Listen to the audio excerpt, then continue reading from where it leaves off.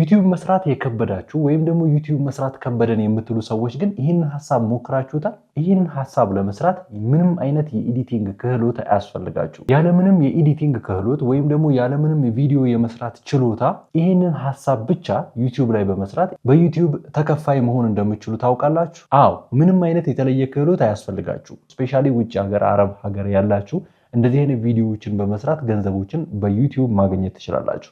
ሰላም እንዴት ናችሁ? አኑ ነኝ። እንደዚህ አይነት ቁም ነገር አዘል ቪዲዮዎች የሚመቿችሁ ከሆነ ትክክለኛው ቦታ ላይ ነው ያላችሁት። ይህንን ቻናል ሰብስክራይብ ማድረግ እንዳትረሱ። ለምሳሌ ይህንን ቻናል ላሳያችሁ። ሮቢ ዶቢ ይባላል። ጀስት የሆነ ቦታ ላይ ይሄዳል፣ የስልኩን ካሜራ ይከፍታል፣ የሆነ ነገር ያወራል። ምንም አይነት ተምኔልም አያደርግም። እንግዲህ እንደምትመለከቱት ተምኔሎቹም የቪዲዮ ስክሪንሻት ወይም ደግሞ አውቶ ጄኔሬት የተደረጉ ዩቲዩብ በራሱ አውቶ ጄኔሬት አድርጎ ከቪዲዮ ላይ የሚያስቀምጣችሁ ፊት ለፊት ላይ የተቀመጡ ራሱ የሰራው ተምኔል የለም። ቪዲዮዎቹን 30 ደቂቃ 39 ደቂቃ 37 ደቂቃ እንደዚህ ብታዩቸው ጀስት ዝም ብሎ ነው የሚያወራው ነገር ግን የራሱ የሆነ ጥቅም ያለው ነገር ነው። እሱም መጨረሻ ላይ ነግራችኋለሁ። ነገር ግን ይሄ ሰውዬ እንደ ቪዲአይኪው መረጃ በርካታ ገንዘቦችን ወደ አካውንቱ በየወሩ ያስገባል ይለናል። ከ1000 እስከ 4000 አካባቢ ዶላር ተከፋይ ነው ይለናል ቪዲአይኪው ማለት ነውና እናንተም እንደዚህ ያደርጋችሁ በመስራት ገንዘብ ተከፋይ መሆን ትችላላችሁ። ሁለተኛው ቻናል ደግሞ ይሄ ቻናል ነው። ይሄ ቻናል እንግዲህ እንደምትመለከቱት እኚህ ሽማግሌ ባገኙት አጋጣሚ ሁሉ ስቶሪ ይናገራሉ፣ ያወራሉ። ምንም አይነት የተለየ ነገር የተጠቀሙት ነገር የለም። ግን እንደ ቪዲአይኪው መረጃ ከ500 እስከ 2000 ዶላር በወር ያስገባሉ ይለናል ማለት ነውና ስለዚህ እነዚህ ሰዎች ጀስት ስቶሪ ብቻ ነው የሚናገሩት፣ ታሪክ ብቻ ነው የሚናገሩት። በሀገራችንም በርካታ ዩቲዩበሮች አስተውላችሁ ከሆነ የሆነ ቦታ ላይ ቁጭ ብለው ሳሎን ላይ ወይም ደግሞ የሆነ ቦታ ቁጭ ብለው ስለሆነ ነገር ያወራሉ። ግን በርካታ ቪውዎች አላቸው፣ በርካታ ተመልካቾች አግኝተዋል። የሆነ ነገር ነው የሚያወሩት። በቃ የሆነ ታሪክ ዛሬ እንዲሆኝ እንዲተደርጊ እነዚህ አይነት ነገሮች ነው የሚያወሩት። ግን በርካታ ቪውዎችን ያገኛሉ ማለት ነው። ስለዚህ ይህንን ለመቅረጽ ምንም አይነት የሴታፕ ማመቻቸት ምንም ማድረግ አይጠበቅባችሁም። ጀስት ያላችሁን ስልክ ብቻ ተጠቅማችሁ ሰዎች ይጠቀማሉ ብላችሁ ያሰባችሁትን ቪዲዮ መልቀቅና መጫን ብቻ ነው። በእርግጥ እነዚህን ቪዲዮዎች ስትሰሩ ኮንሲደር ማድረግ ያለባችሁ ነገሮች ይኖራሉ። እነሱን በደንብ አድርጌ እነግራችኋለሁ። እንደዚህ አይነት ቪዲዮ ስትሰሩ በደንብ ኮንሲደር ማድረግ ያለባችሁ ነገር አለ። ይህም ነገር ምንድነው? አንደኛ የምትሰሩት ወይም ደግሞ የምትናገሩት ስቶሪ ለሰዎች ቫሊዩ ሊኖረው ይገባል። ሰዎች የእናንተን ታሪክ የሚሰሙት ለምንድን ነው? ከእናንተ ምን ሊማሩ ነው የሚለውን በደንብ ኮንሲደር ማድረግ አለባችሁ። ሁለተኛው ነገር ደግሞ ከእናንተ ህይወት ጋር የሚገናኝ መሆን አለበት። ከእናንተ ህይወት ጋር የሚገናኝ ከሆነ እንደዚህ ገጥሞኝ እንደዚህ አግኝቶኝ የምትሉ ከሆነ ሰዎች የእናንተን ታሪክ ሰምተው ለራሳቸው መማር ስለሚፈልጉ በርካታ እይታዎችን ታገኛላችሁ ማለት ነው። በርካታ ልጆች የሚሰሩ አሉ ይሄንን ሐሳብ ማለት ነውና ሌሎቻችሁም ዩቲዩብ እየከበዳችሁ ከሆነ ዩቲዩብ እየሰራችሁ የሚከብዳችሁ ከሆነ ይሄንን መስራት ትችላላችሁ ማለት ነው። ይሄንን ሐሳብ መስራት ትችላላችሁ ማለት ነው። ስፔሻሊ ውጭ ሀገር፣ አረብ ሀገር ያላችሁ እንደዚህ አይነት ቪዲዮዎችን በመስራት ገንዘቦችን በዩቲዩብ ማግኘት ትችላላችሁ። እጅግ በጣም ቀላል ነው። ስልክ አላችሁ፣ እዛ በስደት ያሳለፋችሁትን ህይወት ሞር ወደዚህ አምጥታችሁ በመናገር ወደፊት ወደ ውጪ መሄድ የሚያስቡ ሰዎችም ሊሆኑ ይችላሉ። ወይም ደግሞ ሀገር ውስጥ ያሉ ሰዎችም ወይም ደግሞ እናንተን የሚመስሉ ሰዎችም እንዲማሩበት የምትፈልጉ ታሪኮቻችሁን ለሰዎች በማካፈል ሰዎች ይማሩበታል የምትሉትን ነገር ወደ ሚዲያው በማምጣት በሚዲያ ተከፋይ መሆን ትችላላችሁ ማለት ነው። ይሄ ቀላሉ የዩቲዩብ ሜተድ ነው ማለት ነው። ሁለተኛው ደግሞ ኮንሲደር ማድረግ ያለባችሁ ነገር የምታብራሩበትና የምትናገሩበት ወይ ቀላልና ግልጽ መሆን አለበት። ውስብስብ ካደረጋችሁት ለሰዎች የማይገባ ከሆነና አሰልቺ ካደረጋችሁት ሰዎች ጭራሽ አይመለከቱላችሁም። ከናንተ ቪዲዮ ጋር ኢንጌጅ አድርገው ሰፊ ሰዓት አይቆዩላችሁም ማለት ነው። ስለዚህ ይሄንንም በደንብ ልታስቡበት ይገባል። አውቃለሁ መጀመሪያ ዩቲዩብ ላይ ካሜራ ፊት ስንቀርብ በርካታ ነገሮችን ፌስ እናደርጋለን፣ ማለትም እንፈራለን።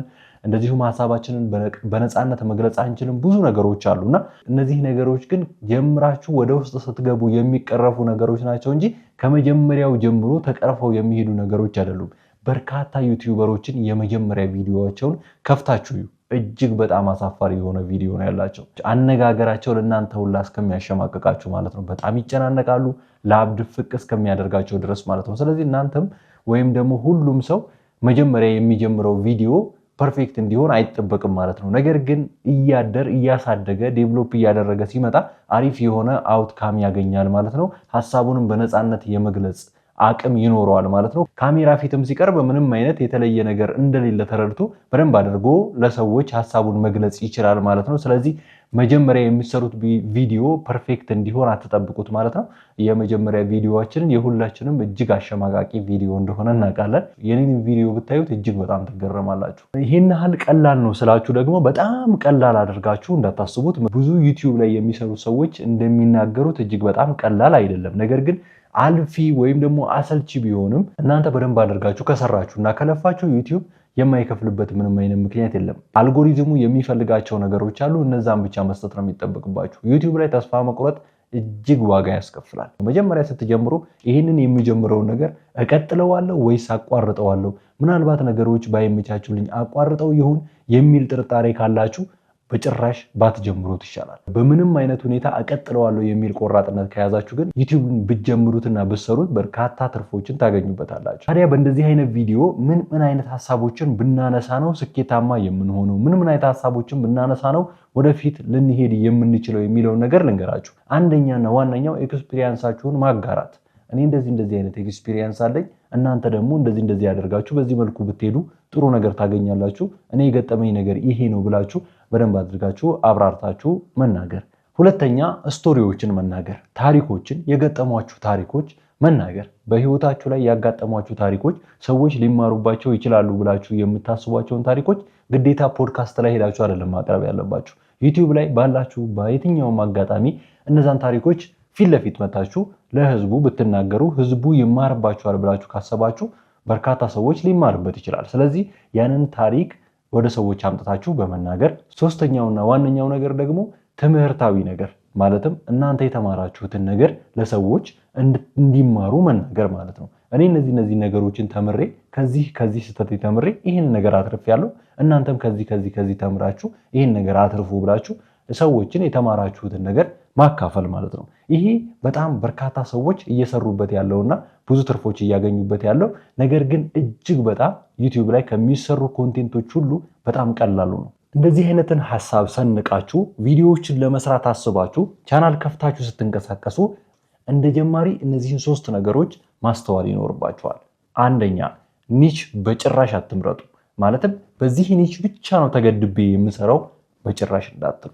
ምክንያቱም ፍሪ ሆናችሁ የተለያዩ ኒሾችን እያስገባችሁ በመስራት ኒቻችሁን ሰፊ ማድረግ ይኖርባችኋል። ምክንያቱም የምታወሩት ስለ አንድ ነገር ብቻ አይደለም፣ በርካታ ነገሮችን የምታወሩበት ሰፊ የሆነ ኒች መገንባት ይኖርባችኋል ማለት ነው። በርካታ ዩቲዩበሮች የሀገራችንን ዩቲዩበሮች ጨምሮ መጀመሪያ ሲጀምሩ ብዙ ነገሮችን ነው የሚጀምሩት። ለምሳሌ ቡክ ሪቪው የሚያደርጉ ሰዎች አሉ፣ ፊልም ሪቪው የሚያደርጉ ሰዎች አሉ። የተለያዩ ነገሮችን በውስጥ አካተው በአንድ ላይ አድርገው ከተጓዙ በኋላ አንዱ በደንብ ቫይራል ሲወጣ ያንን ሀሳብ በደንብ ተንተርሰው ብዙ ቪዲዮዎችን በማዘጋጀት ለተመልካቾቻቸው ያደርሳሉ ማለት ነው። ስለዚህ እናንተም በዚህ ጉዳይ ስትሰሩ ሰፋ አድርጋችሁ ኒቻችሁን ገንብታችሁ ሰፊ የሆነ ኒችን ይዛችሁ መስራት ይኖርባችኋል ማለት ነው። በአንድ ኒች ላይ ብቻ መገደብ የለባችሁም ማለት ነው። ሁለተኛው በመጀመሪያው ቢያንስ እንደ ሀገራችን ኮንቴክስት ሚኒመም 30 ቪዲዮዎችን በተከታታይ ኮንሲስተንትሊ መልቀቅ ይኖርባችኋል፣ ያለምንም መቆራረጥ ማለት ነው። በሳምንት 3 ቀን ቪዲዮ መልቀቅ ካለባችሁ